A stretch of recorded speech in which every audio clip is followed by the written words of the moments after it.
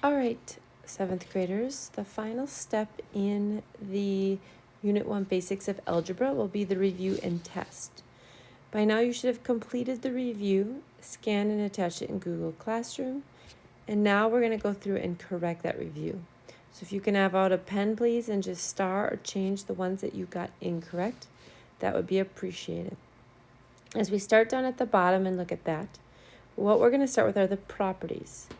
The best way to approach these are to kind of start with the properties you know.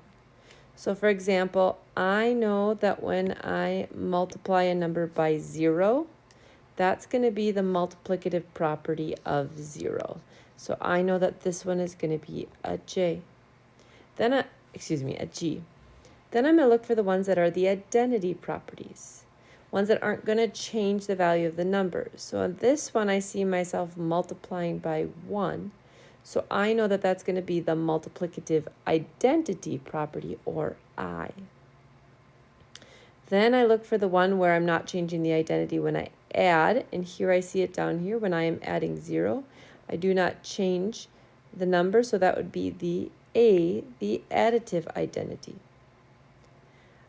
The distributive property I know includes parentheses, and I'm going to see where a number is being distributed to other numbers within the parentheses. So I know that this one would be letter H. If I flip to the inverse properties, the multiplicative inverse, I'm going to know I'm going to be multiplying, and I'm multiplying by the reciprocal or the flip. So the multiplicative inverse would be C down below here. Whereas the additive inverse is where I'm adding the opposite, or adding the opposite can also be seen as subtraction. So 5 minus 5 would be an example of the additive inverse.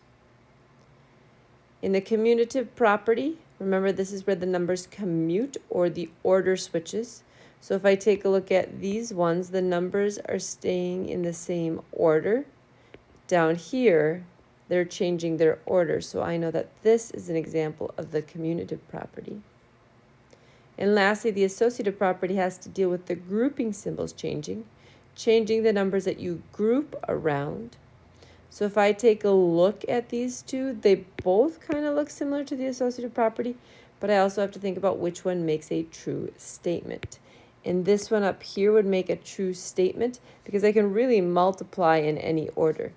But 4 plus 7 times x is definitely going to give me a different answer than 4 plus 7 times x. I can't switch up addition and multiplication.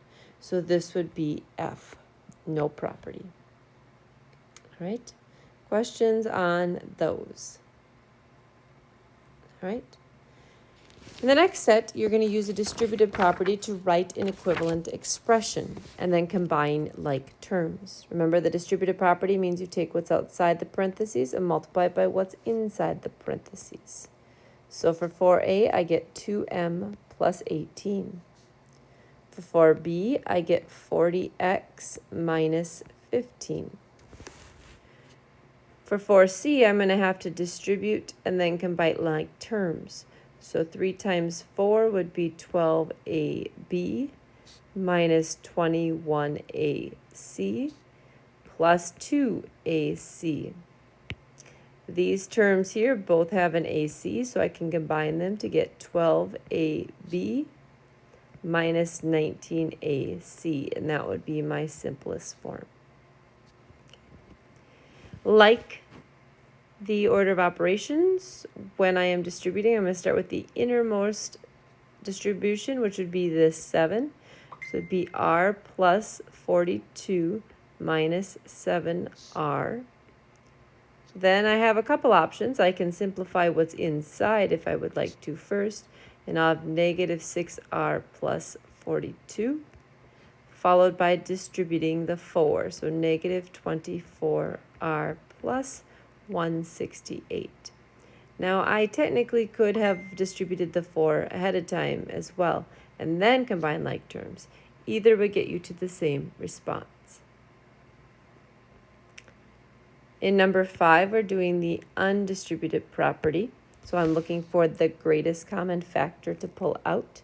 In the first one, it would be 5, and I'd be left with x plus 2. In the next one, it would be 6, and I'd left with a plus 3.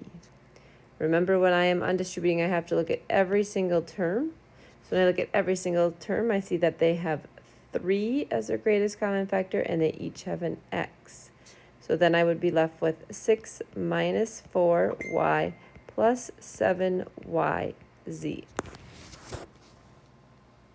In the last one here, the greatest common factor of the numbers, is 1, so there isn't really a number I can pull out, but I can pull out a y. And when I pull out a y, I'm left with 10x minus 11z plus 12xz. In the next part, we're using the order of operations in order to solve. So in this first one, if I'm looking at it, I'm going to start with the multiplication. 18 minus 12 plus 3. 18 minus 12 is 6, and 6 plus 3 is 9.